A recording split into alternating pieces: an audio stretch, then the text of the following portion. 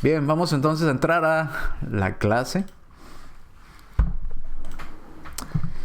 Y en la última clase nos quedamos en que el Espíritu Santo actúa hoy en conjunción con la palabra de Dios. El Espíritu Santo ya no actúa de la manera que actuaba con los apóstoles, de manera directa, hablándoles directamente a los apóstoles, guiándolos directamente, instruyéndolos directamente.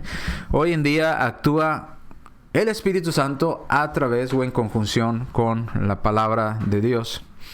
Y el día de ayer vimos Efesios capítulo 6, versículo 17 y Hebreos capítulo 4, versículo 12, que fue donde nos quedamos el día de ayer.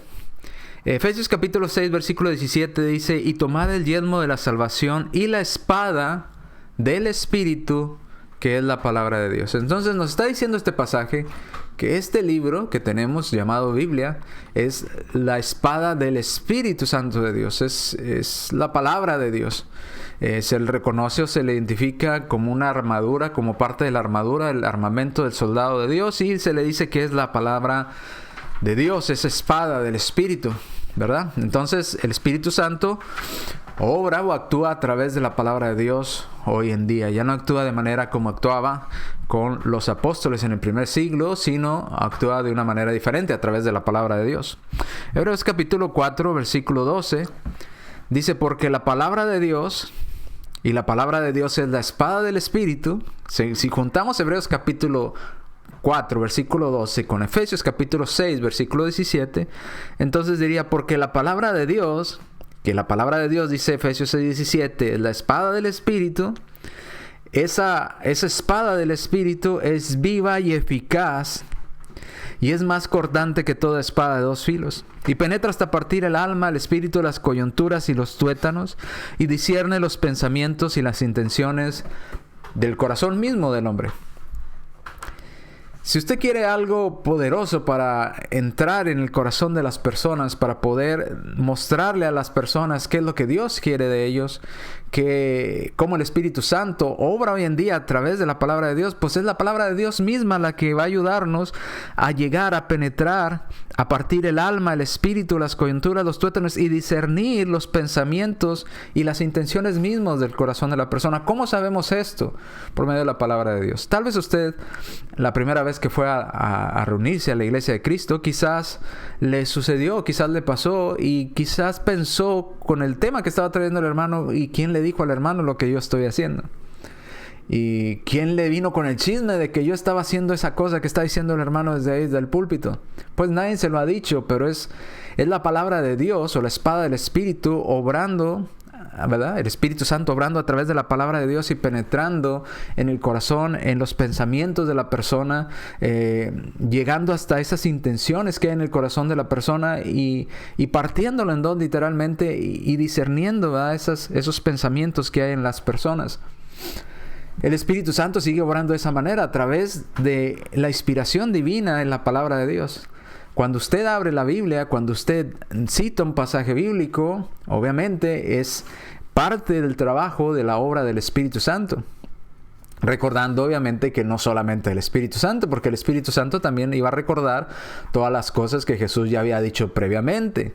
Y no solamente de Jesús, porque Jesús lo que hablaba, dice que traía el mensaje de parte de su Padre. Entonces, cuando hablamos de la Biblia, hablamos del mensaje del Padre enviado a través de su Hijo, y luego después a través de su Santo Espíritu a los apóstoles. Por eso podemos decir, sin lugar a dudas, que hoy en día el Espíritu Santo actúa en conjunción con la palabra de Dios. ¿Ok? Y discierne los pensamientos, las intenciones del corazón de las personas. Tan importante es la palabra de Dios y el Espíritu Santo obrando a través de las Santas Escrituras o de la Biblia, que encontramos este pasaje también muy conocido. Estos pasajes que estamos leyendo son pasajes ampliamente citados, ampliamente estudiados en la iglesia de Cristo. Segunda de Timoteo capítulo 3, versículos 16 al 17. Pero antes de ir ahí, quisiera déjeme tomar esta otra versión para leerlo en esta otra versión. No sé por qué de repente me dan ganas de leerlo en esta versión, pero téngame paciencia, no se enoje conmigo. Vamos ahí a La segunda carta a Timoteo, capítulo 3, versículos, pero vamos a leer desde el 15. Dice el versículo 15. Voy a leer en una versión diferente a Reina Valera. Usted síganme en Reina Valera, si usted tiene su Biblia Reina Valera. 2 Timoteo capítulo 3, versículo 15. Dice aquí en esta versión, claro, no es Reina Valera. Dice, desde la niñez se te ha enseñado las Sagradas Escrituras, las cuales te han dado la sabiduría para recibir la salvación que viene por medio de Cristo Jesús. Toda la Escritura está inspirada por Dios y es útil para enseñarnos lo que es verdad y para hacernos ver en lo que estamos mal en nuestra vida. Nos corrige cuando estamos equivocados, nos enseña a hacer lo correcto. Dios la usa para prepararnos y capacitarnos a nosotros, su pueblo, para que hagamos toda buena obra. En Reina Valera sé que dice diferente. En Reina Valera, bueno, no diferente, usa palabras un poco diferentes. Dice, toda la Escritura es inspirada, bueno, el 15, y que desde la niñez has sabido las Sagradas Escrituras, las cuales te pueden hacer salvo para la salvación que es en Cristo Jesús. Dice, toda la Escritura es inspirada por Dios. Es útil para enseñarnos, para redarguir, para corregir, para instruir en justicia, a fin de que el hombre de Dios sea perfecto, enteramente preparado para toda buena obra. Si entendemos este pasaje, usted se dará cuenta que no necesitamos que el Espíritu Santo nos hable directamente como a los apóstoles. Queremos saber lo que a Dios le agrada y queremos que Dios nos corrija y que Dios nos guíe en nuestra vida. Hay que ir a las Escrituras. Es lo que está diciendo aquí en el versículo 15. Desde la niñez, Timoteo, se te han enseñado las Sagradas Escrituras. Dice, versículo 16, toda la Escritura es inspirada por Dios. Toda esta Biblia es inspirada por Dios. ¿Qué quiere decir? Dios Padre la envió a través de su Hijo Jesucristo, luego envía a su Santo Espíritu que recordaba lo que Jesús había dicho previamente y lo que el Padre había mandado decir por medio de su Hijo Jesucristo. Por eso toda la Escritura es inspirada por Dios. Y es útil, ¿verdad? Nos sirve la Escritura para enseñarnos lo que es verdad y para hacernos ver en lo que estamos mal en nuestra vida. ¿Quiere usted saber, quiere usted que Dios le diga en qué está mal en su vida, qué necesita cambiar, qué necesita empezar a hacer, qué necesita dejar de hacer, qué cosas le convienen y qué no? Necesitamos ir a este libro llamado la Biblia, inspirado por Dios. Toda la Escritura es inspirada por Dios y tiene la utilidad de enseñarnos lo que es la verdad. Y tiene la utilidad también de hacernos ver en lo que estamos mal en nuestra vida. Ahora, lo importante no es nada más que la Biblia nos enseñe y nos recalque en qué estamos mal en nuestra vida. Lo importante es también que si usted se da cuenta que está mal en algo en su vida, pues lo corrija. ¿De qué sirve saber en qué estamos mal, pero nunca hacer el esfuerzo por dejar de hacer eso en lo que la Biblia nos indica que estamos mal, que la Biblia nos indica que nos va a traer un perjuicio? Dice, y nos hace ver en lo que estamos mal en nuestra vida. La palabra de Dios o la Biblia o el Espíritu Santo, hablando a través de la palabra de Dios, también nos corrige cuando estamos equivocados. Cuando vamos y estudiamos la Escritura, el Espíritu Santo nos corrige si tenemos una idea equivocada en cuanto a cierto tema espiritual o bíblico o cierta manera de vivir o cierta manera de hablar o comportarnos o actuar, nos va a corregir. Ya no necesita el Espíritu Santo estarnos diciendo directamente a cada persona en lo individual. Basta con que vayamos a las Escrituras inspiradas por Dios para que nos hagan hacer notar en qué estamos mal en nuestra vida. Nos corrige cuando estamos equivocados. Pero no nada más nos dicen que estamos mal, también nos enseña qué es lo que tenemos que hacer de manera correcta. Dice, Dios la usa, su Escritura, inspirada también por el Espíritu Santo, para preparar y capacitar a su pueblo para que haga toda buena obra. En la Reina Valera dice, para que el hombre de Dios sea perfecto y enteramente o esté preparado siempre para hacer cosas buenas. ¿Quiere hacer usted cosas buenas en su vida? ¿Quiere usted vivir de buena manera? ¿Quiere usted ser una buena persona, un mejor padre, un mejor hijo, una mejor persona en la sociedad? ¿Quiere en general usted ser mejor de lo que ya es? Bueno, la Escritura le va a ayudar a eso. La Biblia, que es inspirada por Dios, esa es la finalidad, de hacerlo usted ser una buena persona, de convertirlo en alguien mejor de lo que usted ya es. Y quizás hasta de lo que usted hubiera pensado siquiera lograr llegar a ser. Si usted aplica lo que la Biblia, que es la palabra de Dios, nos recomienda hacer. Pero si simplemente la leemos como leer el periódico, como escuchar la radio sin sentido, pues no nos va a servir de nada. De nada le sirve a usted tener un medicamento y no tomarse ese medicamento. Si usted está enfermo y el doctor le receta ese medicamento, el doctor espera que usted se tome el medicamento para que le haga efecto y sane. Dios espera que, como nosotros estamos enfermos de pecado y estamos condenados a la muerte, Él nos dio un remedio, y ese remedio está en las Escrituras, que se llama el Evangelio. Y es a través de la obediencia al Evangelio en que usted y yo podemos sanar de ese pecado. Pero si usted simplemente lee y entiende lo que es el Evangelio, pero nunca lo aplica a su vida, pues nunca va a ser salvo, así se sepa toda la Biblia de memoria. No basta con saber la Biblia de memoria. Satanás también sabe la Biblia de memoria. Pero no es salvo. Hay que aplicarla a nuestra vida. Vayamos al último pasaje de esta parte en especial. Segunda de Pedro, capítulo 1, versículos 20 al 21. Dice segunda carta de Pedro, capítulo 1, versículos 20 al 21. Entendiendo primero esto, que ninguna profecía de la Escritura, de la Biblia, ojo, tenemos usted y yo que entender que ninguna cosa o profecía escrita en este libro, la Biblia, es de interpretación privada. Hagamos una pausa ahí. Si esto fue inspirado por el Espíritu Santo, que recordaba las palabras de Cristo, que a su vez recordaba lo que su Padre había mandado, y Dios inspiró este libro a través de su Hijo Jesucristo, a través del Espíritu Santo, sería un Dios muy injusto si nada más este libro pudiera entenderlo cierto grupo de personas o personas únicas y exclusivas. Mire, me ha tocado ver personas que le tienen miedo a agarrar este libro, la Biblia. Usted les dice, mire, tómelo y mire aquí. No quieren agarrar el libro, no quieren. Parece que los fuera a quemar o se fueran a quemar con el libro en las manos. No sé qué piensen que les va a pasar. Pero no quieren leerlo y dicen, no, nada más el sacerdote puede leerlo, o nada más tal persona puede leerlo, o tal hombre puede leerlo, yo no puedo leerlo, yo no debo de leerlo. Y eso piensan. ¿Qué Dios tan injusto que nos dejó un manual de cómo vivir? Porque dice que la Escritura nos corrige, nos instruye, nos hace ser mejores, y luego no nos deja leerlo. ¿Qué Dios tan injusto sería eso? Que nos da un manual y luego nos dice, no, tú no lo leas. No, aquí la Biblia nos está diciendo claramente que la Biblia no tiene una interpretación privada. En otras palabras, no nada más algunas personas lo pueden entender. Lo que está diciendo es que todas las personas podemos entenderla. No es privada la interpretación, no es privada la manera de entender la Biblia. Todos podemos entenderla si la estudiamos.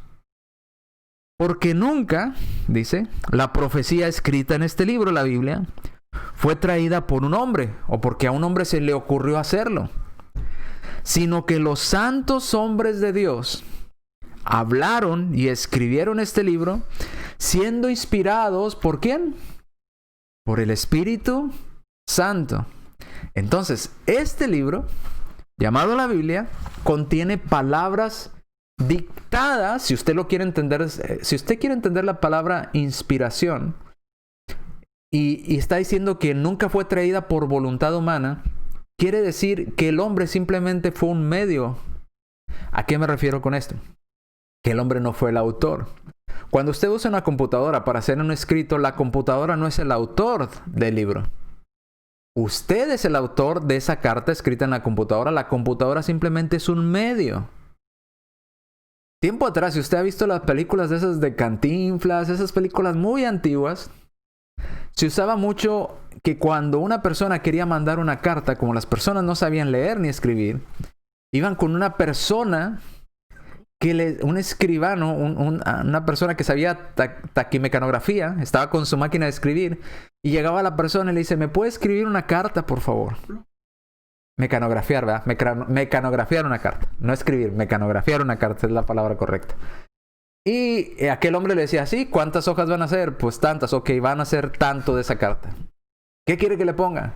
Pues ya empezaba la señora, querido hijo Juanito, y ya le escribía aquel hombre, querido hijo Juanito, ¿verdad? Y empezaba a dictarle, espero que te encuentres bien, y todo lo que escribía en la carta a la señora, aquel hombre simplemente lo tecleaba, no le ponía nada de lo suyo, no le quitaba nada de lo suyo, simplemente plasmaba en esa máquina, ¿verdad?, lo que la persona que lo había contratado le estaba dictando, ¿verdad?, para mandar esa carta. Bueno, el Espíritu Santo actúa de manera muy parecida. El Espíritu Santo usó a hombres, o en este caso a muchos de los apóstoles, como el apóstol Pablo, que escribió gran parte del Nuevo Testamento, y les decía qué era lo que tenían que escribir, pero el apóstol Pablo no se lo inventaba a él. De hecho, el apóstol Pablo, cuando él daba una recomendación, decía, esto que les estoy diciendo es un consejo mío, esto no es de parte de Dios. Era claro cuando decía, esto es de Dios, esto fue lo que Dios dijo que tenemos que hacer, esto es un consejo nada más, si quiere hacerlo y si no, está bien, pero esto es de Dios. ¿Por qué? Porque cuando el Espíritu Santo los usaba, simplemente ellos eran en medio, ellos no tenían autoridad de ponerle o añadirle cosas a lo que el Espíritu Santo les estaba diciendo que plasmaran en la Biblia. Por eso dice que nunca fue traída por voluntad humana y tampoco es de interpretación privada que nada más algunos lo entiendan, sino que los santos hombres de Dios hablaron siendo inspirados por el Espíritu Santo.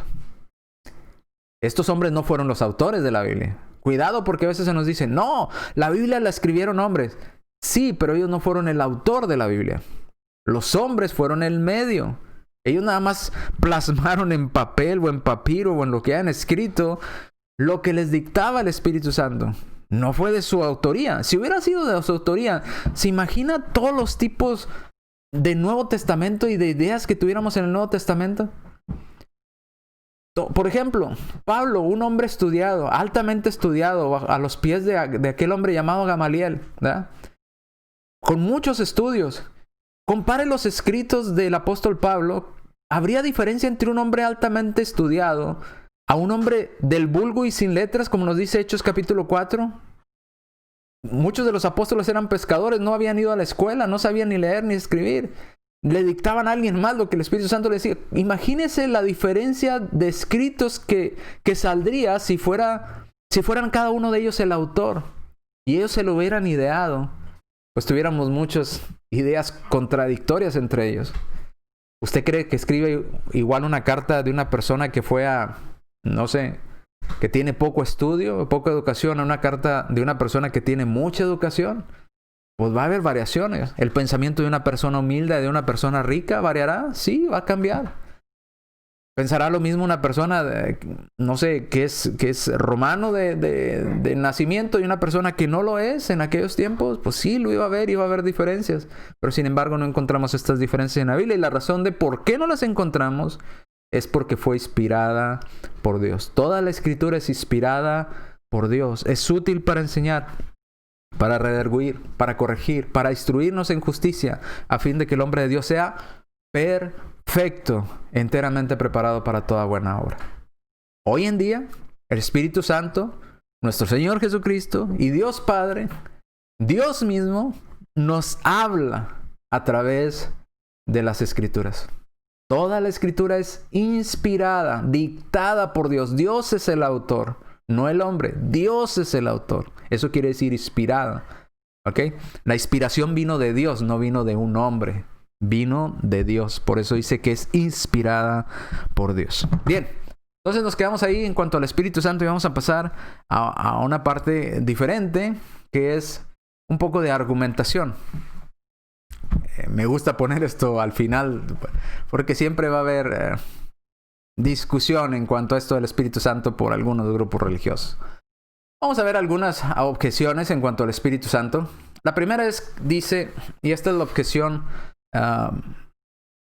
más grande, bueno, de las más comunes para algunos grupos, un grupo religioso en particular. Dice, la Biblia dice que cuando María, la madre de Jesús, fue a visitar a su prima Elizabeth, que estaba embarazada, la criatura saltó en su vientre. Y Elizabeth se llenó del Espíritu Santo. Luego también nos menciona en otro pasaje, Esteban, cuando los cielos fueron abiertos, dice que vio al Padre y al Hijo, pero no vio al Espíritu Santo. Pero luego dice ahí mismo que él estaba lleno del Espíritu Santo. Entonces, en base a estos pasajes que dicen, ahí dice que estaban llenos del Espíritu Santo, hacen esta pregunta: ¿le parece a usted lógico afirmar que una persona se puede llenar de otra persona? ¿Se le hace lógico? ¿Cómo si el Espíritu Santo es una persona, una parte de la deidad, un ser? ¿Cómo es que dice que se llenó del Espíritu Santo? ¿Acaso puedo yo meterme en el cuerpo de otra persona? No, es absurdo, es ilógico. No puede ser el Espíritu Santo una persona si se mete dentro de otra persona. No es así, no funciona. Es absurdo. Y esto que le digo de Elizabeth está en Lucas capítulo 1, versículo 41. Y esta es la argumentación. ¿Cómo puede, no es lógico, que una persona se llene de otra persona? Si el Espíritu Santo es una personalidad, una parte de Dios, un ser, ¿cómo es que llenó a Elizabeth? ¿Cómo es que se llenó? No funciona.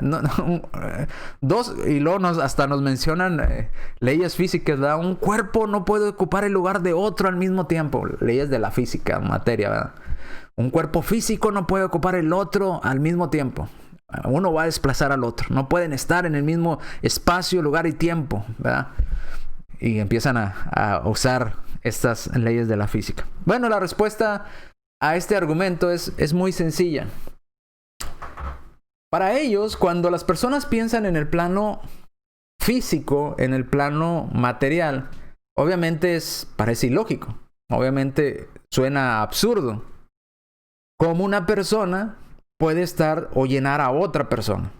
No es lógico, no es comprensible en el plano material en el que vivimos, en el plano normal en el que usted y yo vivimos. Pero ese es el error. Se confunden mucho las personas porque no entienden que la Biblia está hablando de dos planos diferentes, de dos leyes o reglas diferentes, de consistencias diferentes. El plano físico tiene sus leyes. El plano espiritual tiene sus leyes.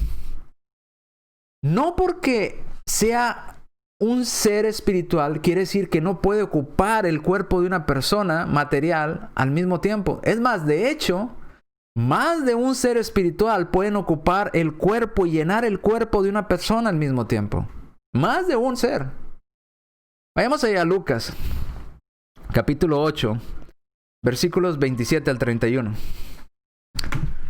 Lucas, capítulo 8.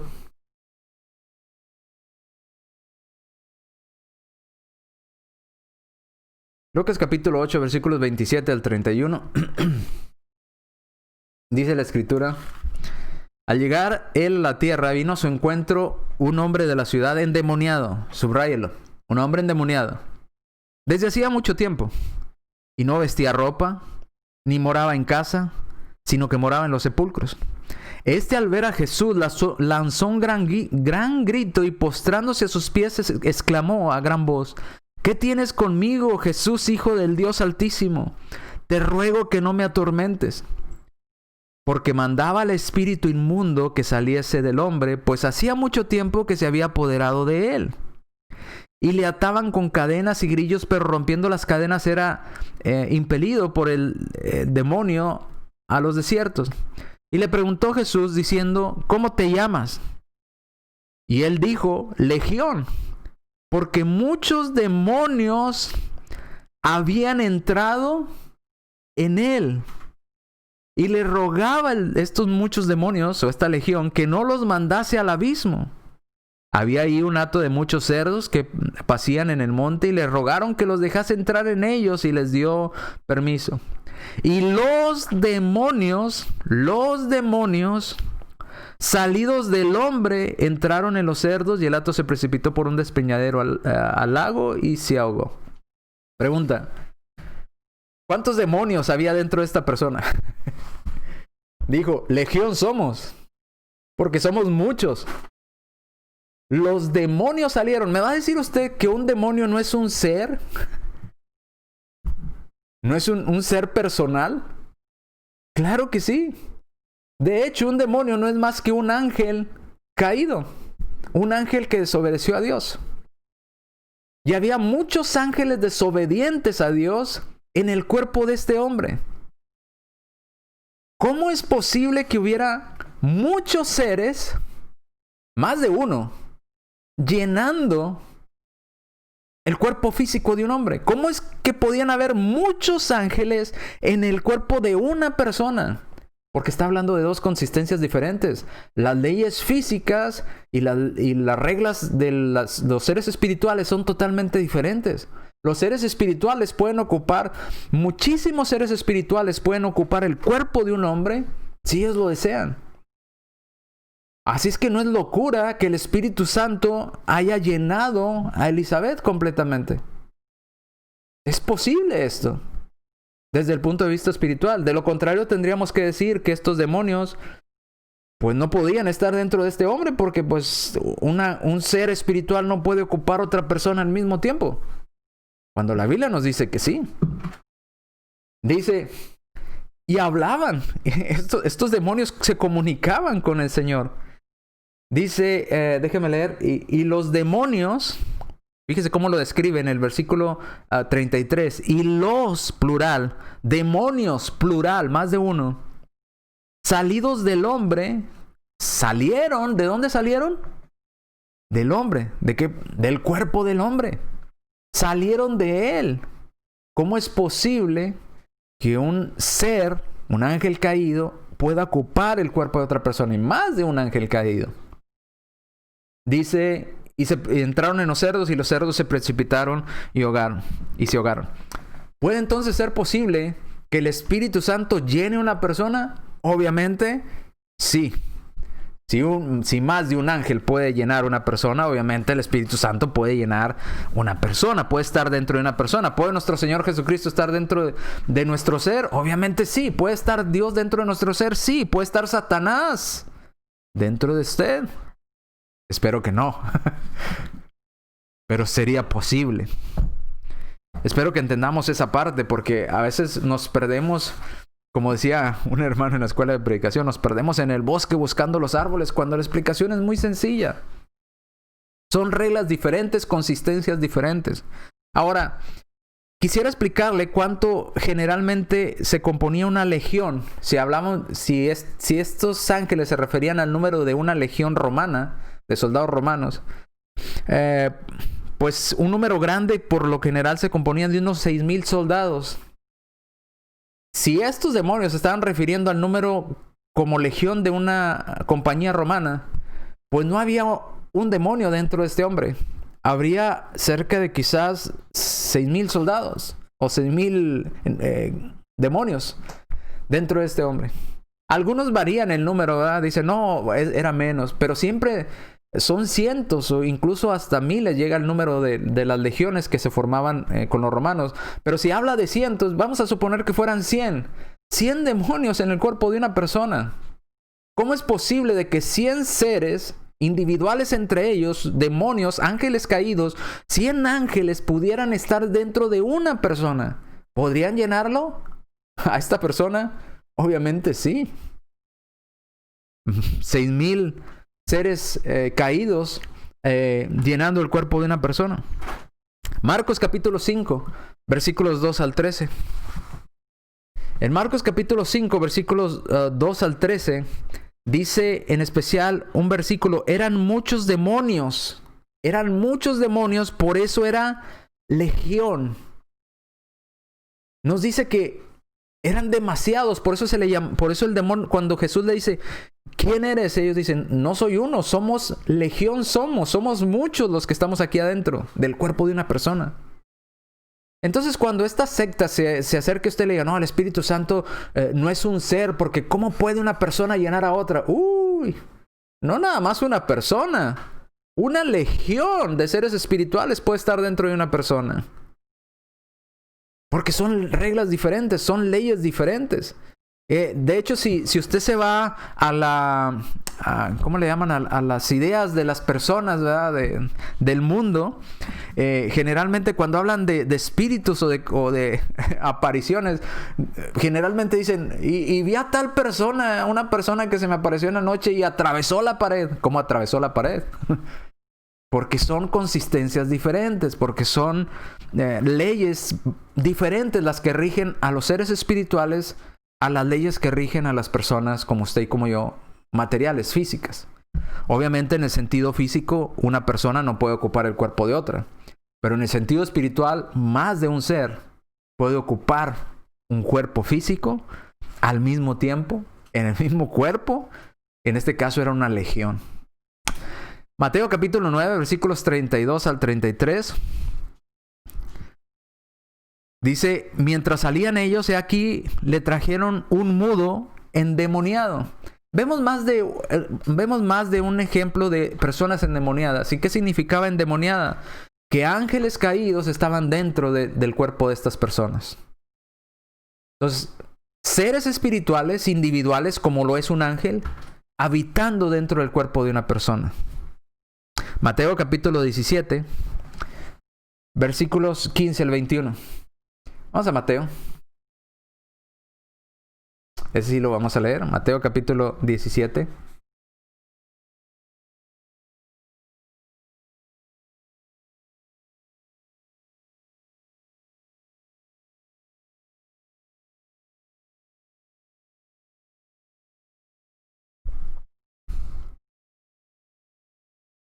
Dice, Señor, ten misericordia de mi hijo que es lunático y padece muchísimo porque muchas veces cae en el fuego y muchas caen en el agua.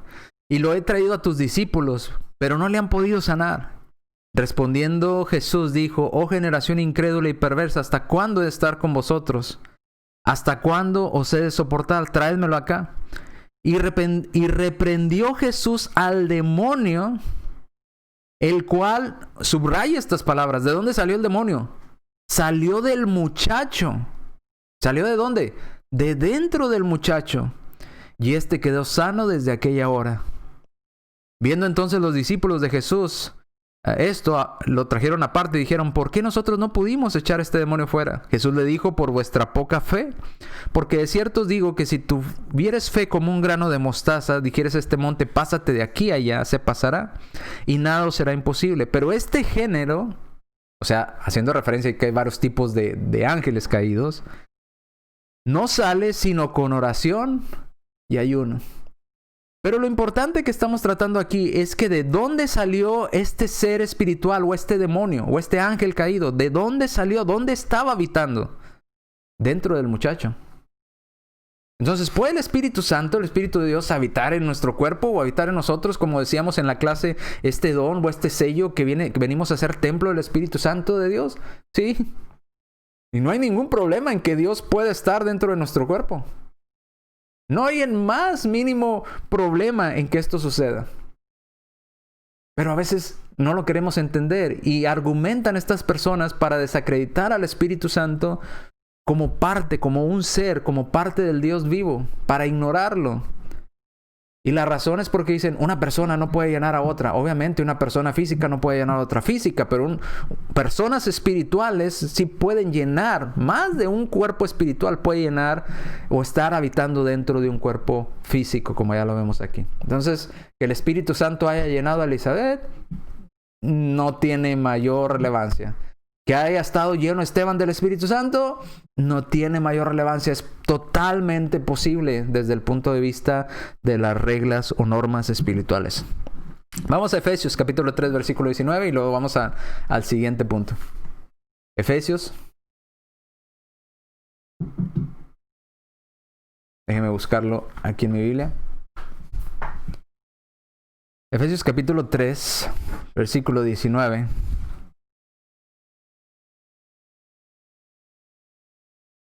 Yo le pregunto, en base a esta explicación que hemos tenido, ¿cree usted que Dios pueda llenarnos a usted y a mí completamente?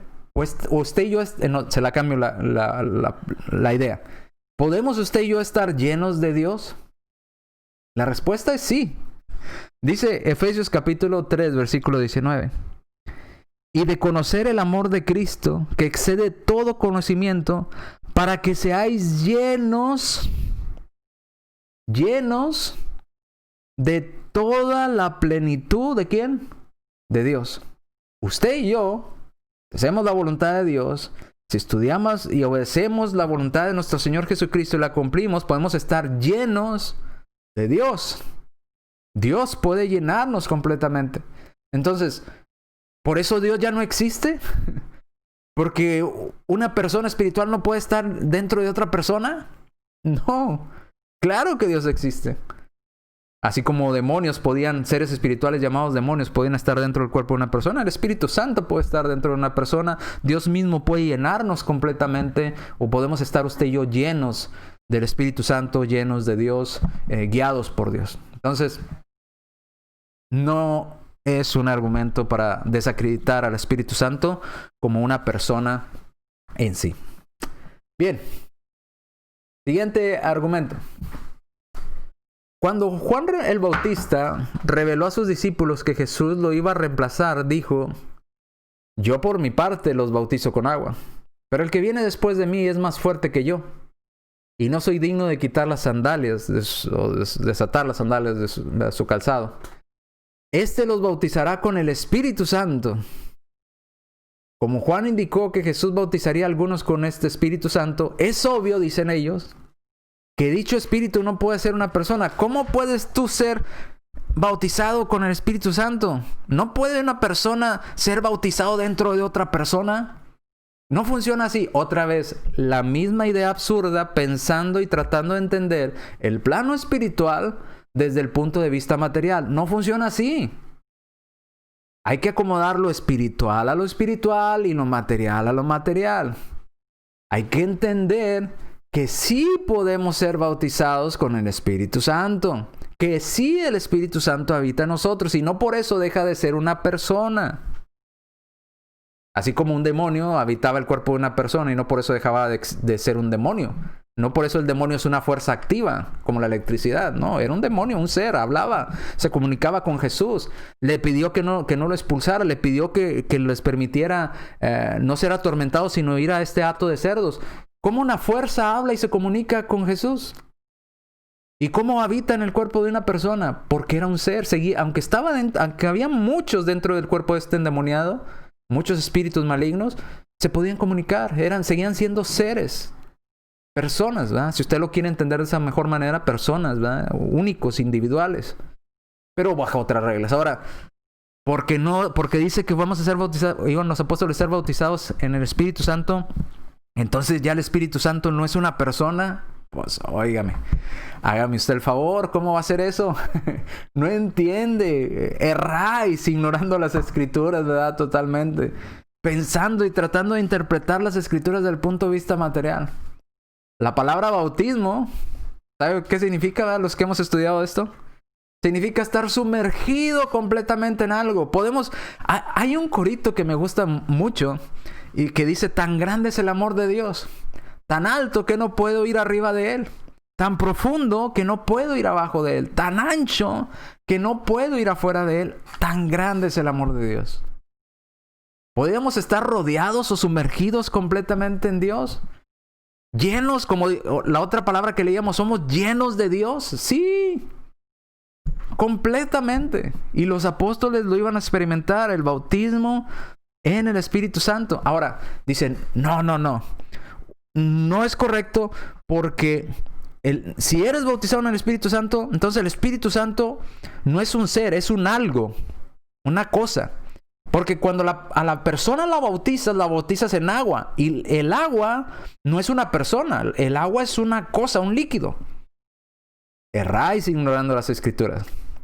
Porque déjeme decirle algo, no solamente somos bautizados, o los apóstoles fueron bautizados en el Espíritu Santo, sino que usted y yo somos bautizados en Cristo. Entonces, ¿por qué dice la Escritura que somos bautizados en Cristo? ¿Cristo es una cosa? ¿Cristo nunca existió? ¿Cristo era una fuerza nada más? ¿Nunca fue una persona? Fíjese lo que dice Gálatas, capítulo 3, versículo 27. Porque todos los que fuisteis bautizados ¿en quién? En Cristo. No los escuché. En Cristo. De Cristo os habéis revestido. Estamos revestidos de Cristo. Estamos completos. Todos los que hemos sido bautizados en Cristo. Dentro de Cristo. Entonces, porque fuimos bautizados en Cristo, ¿quiere decir que Cristo no es una persona? ¿No es un ser? ¿Es una cosa? No.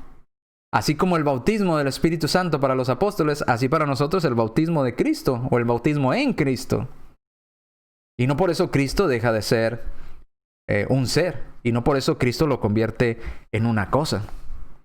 Entonces, esa es la idea de estas personas o esta secta que quiere desacreditar al Espíritu Santo usando esta argumentación desde el punto de vista material y no desde el punto de vista espiritual. Mateo capítulo 3, versículo 11, vemos que los apóstoles serían bautizados en el Espíritu Santo. Pero ahí mismo en Mateo capítulo 3, pero en el versículo 10, habla de que todo árbol que no da buen fruto será cortado y echado al fuego. En otras palabras, Cristo es el único que podía, o que puede todavía, enviarnos al infierno, bautizados en fuego. ¿Qué significa bautizados en fuego? Porque dice, Él bautizará con Espíritu Santo y fuego. Pero el fuego en este contexto habla de castigo. Cristo es el único que tiene la autorización de enviarnos al castigo eterno. Pero también Cristo es el único que tenía la autorización de bautizar a sus apóstoles en el Espíritu Santo. Bautizarlos o llenarlos completamente o sumergirlos completamente en el Espíritu Santo. Así como las personas desobedientes, también Cristo tiene toda la autorización de que si usted no quiere estar con Él, usted va a ser sumergido completamente en fuego, o en castigo, o en tormento. Entonces, es su decisión. Cristo es el único que tiene esta autorización para hacer esto. Bien, observemos algunos pasajes rápidamente. Dice en Juan capítulo 14 versículo 16, voy a leerlo rápido porque lo leímos en la clase previa. Dice, yo rogaré al Padre y os dará otro consolador para que esté con vosotros para siempre. Promesa para los apóstoles. Juan 14, 26, mas el Consolador, el Espíritu Santo, a quien el Padre enviará en mi nombre, Él os enseñará todas las cosas y recordará todo lo que yo os he dicho. Por eso les decía, el Espíritu Santo recordaba lo que Jesús había dicho y Jesús decía lo que su Padre había mandado decir. Entonces, la Escritura es inspirada por la deidad, por las tres partes de la deidad. Bien. Juan 15, 26. Pero cuando venga el Consolador a quien yo enviaré del Padre, el Espíritu de verdad, el cual procede del Padre, Él dará testimonio acerca de mí. Juan 16, 7. Pero yo digo la verdad, os conviene que yo me vaya, porque si no me fuera el Consolador no vendrá a vosotros, mas si me fuere os lo enviará. Hechos 1, 5. Porque ciertamente Juan bautizó con agua, mas vosotros seréis bautizados en Espíritu Santo dentro de no muchos días. ¿Por qué Cristo nunca le dijo a los apóstoles, yo los voy a bautizar con fuego? No, porque fuego, el bautismo en fuego significa castigo. Y cuando les dijo en Hechos 1:5, no se vayan de Jerusalén hasta que sean bautizados con el Espíritu Santo dentro de no muchos días. Nunca les dijo para que sean bautizados con Espíritu Santo y fuego. No, el fuego representa castigo. Aquí la promesa para los apóstoles era bautismo en el Espíritu Santo. Hechos 2, 1 al 4. Y cuando llegó el día de Pentecostés estaban todos unánimes juntos, ¿verdad? De repente vino del cielo un estruendo como de un viento recio. Y ya lo leímos en la clase pasada lo que sucedió con los apóstoles. Bien. Última. Bueno, una de las últimas argumentos. El Espíritu Santo está personificado, dicen ellos. En muchas ocasiones la palabra de Dios personifica o presenta como personas cosas que no lo son. Como la sabiduría. Como decir, clama la sabiduría. Es una figura literal y la sabiduría no es una persona.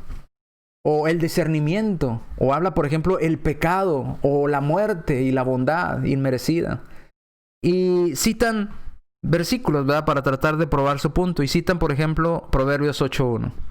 ¿No clama la sabiduría y da su voz la inteligencia? Entonces, porque la inteligencia da voz, ¿quiere decir que es una persona, dicen ellos? Y porque dice que clama la sabiduría, entonces la sabiduría es una persona, ¿verdad que no? Entonces así el Espíritu Santo. El Espíritu Santo está personificado, es una fuerza nada más, no es que sea una persona. Ah, pero tiene un problema. Los proverbios están escritos en poesía. Son dichos populares. Eso significan los proverbios. Ahí, y los dos pasajes que escogieron precisamente están escritos en esa forma literaria. Por eso dice, clama la sabiduría y da su voz la inteligencia. Pero es muy diferente a cómo habla ahí, a cómo se expresa el Espíritu Santo, porque el Espíritu Santo podemos ver en Hechos que inclusive les decía a los apóstoles, espérense, no te vayas para allá, vayan a tal ciudad. Y los dirigía. ¿Cómo les daba instrucciones? ¿Cómo puede ser eso algo personificado? ¿Cómo puede ser eso algo simbólico? Entonces el apóstol quedaría, ¿qué me quiso decir? Me dijo que no fuera a esta ciudad, que me fuera para allá. Pero el Espíritu Santo es un símbolo, es una figura literaria. Entonces, ¿qué hago? No, entendían la instrucción. Por ejemplo, el apóstol Pablo cuando dice allá en la carta que es 1 Timoteo 4:1 o 2, no recuerdo, que dice, el Espíritu dice claramente, en los postreros tiempos algunos apostatarán de la fe, ¿verdad? Y escucharán espíritus engañadores y a doctrinas de demonios. ¿Dónde está la personificación ahí? ¿Cómo algo personificado o algo de poesía puede dar instrucciones tan claras? Porque dice, el Espíritu nos dice claramente estas cosas. Y empieza a enumerar las cosas que el Espíritu le dice. Luego mencionan Proverbios 9:6. Dejad las simplezas y vivid y andad por el camino de la inteligencia. Ya ve, está personificado. ¿No han entendido? Otra vez, erráis ignorando las Escrituras. Los proverbios son refranes en lengua. En el lenguaje el lenguaje ahí obviamente que se usa es simbólico, no literal, y no se está personificando, están usando diferentes figuras literarias para dar esta idea. Pero otra vez, no es así como se manifiesta el Espíritu Santo. El Espíritu Santo inspiraba a las personas, pero entonces ¿cómo entendían las personas si era un símbolo?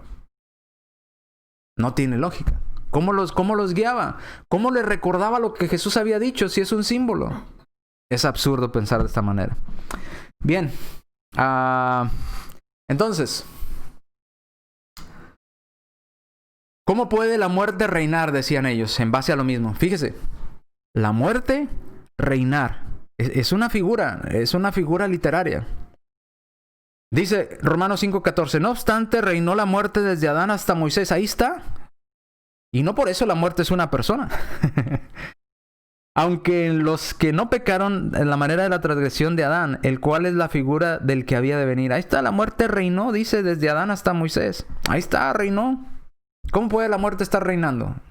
Y no es una persona. Otra vez, Romanos 5:17-21. Pues si por la transgresión de uno solo reinó la muerte, mucho más reinará en vida por un solo, Jesucristo.